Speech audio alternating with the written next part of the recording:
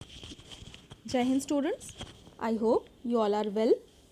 Today I am going to start the chapter Rural Livelihood, and in the Rural Livelihood in first module we will discuss about the village named Kalapattu village.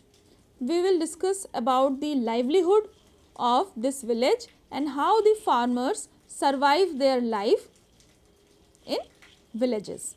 So first of all, if we talk about Kalapattu is a village that is close to the sea coast in Tamil Nadu.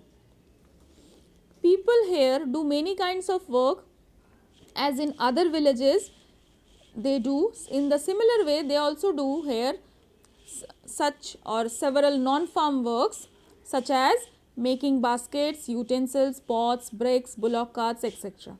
There are people who provide services such as blacksmiths, nurses, teachers, washermen, weavers, barbers, cycle repair, mechanics and several different categories. There are also some shopkeepers and traders, and in the main street which looks like a bazaar or market, we will find a variety of small shops such as tea shops, grocery shops, barber shops, then clothes shop, tailor, fertilizer shops, seed shops, etc. There are 4 tea shops which sell tiffin such as idli, dosa, upama in the morning and snacks like vadai, bonda and Mysore pak in the evening. Near the tea shops there is a corner that in a corner lives a blacksmith's family whose home service is as their workshop. Now, next to their home there is a cycle hire and repair shop. There the two families earn a living by washing clothes. There are some people who go to the nearby towns to work as construction worker and lorry drivers. So in this way we understood that people of the villages along with the farming work they do several other non-farm work as well. The village is surrounded by low hills, so the paddy is the main crop that is grown in the irrigated lands, and most of the families earn a living through the agriculture. There are also some coconut groves around, cotton, sugarcane and plantain are also grown, and there are mango orchards as well. Here in the beginning we discuss about a farmer or a lady laborer known as Tulasi. Tulasi works in Ramalingam's land. Ramalingam, he has actually 20 acres of paddy field in Kalapattu. Even before she was married, Tulasi was married, she used to work in the same field and she works in that field from 8:30 in the morning till 4:30 in the evening. And Ramalingam's wife used to supervise them.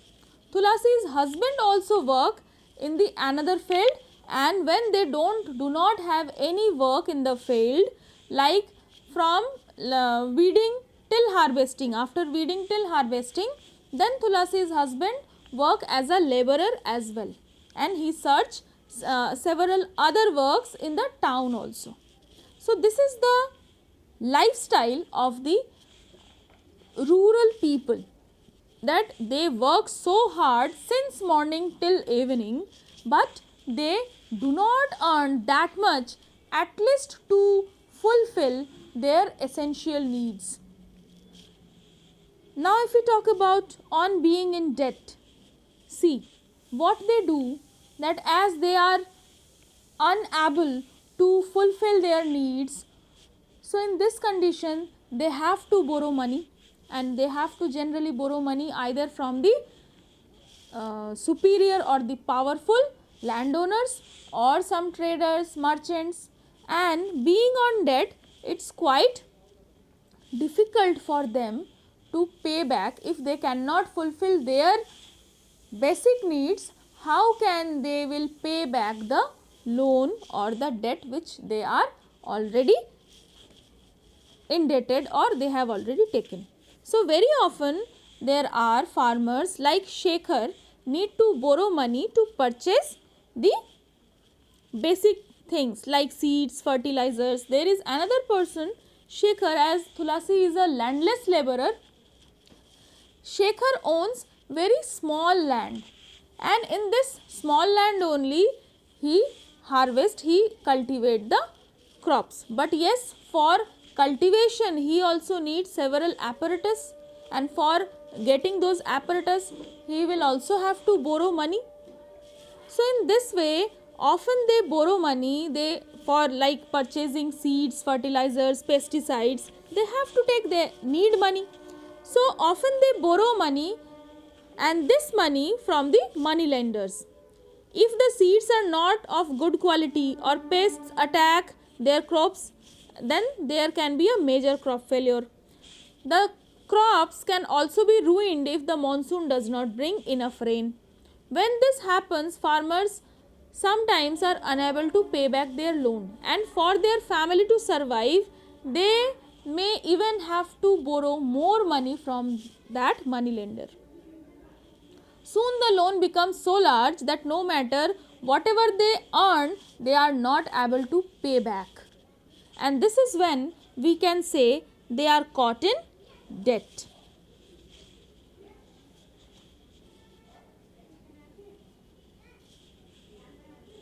Now here if we talk about Ramalingam or Karuthamma, who is a quite powerful money or land owners, that Ramalingam's family a rice mill and a shop selling seeds, pesticides as well. For rice mill they used some of their own money and also borrowed from the government bank. They buy paddy from within the village and from surrounding villages as well.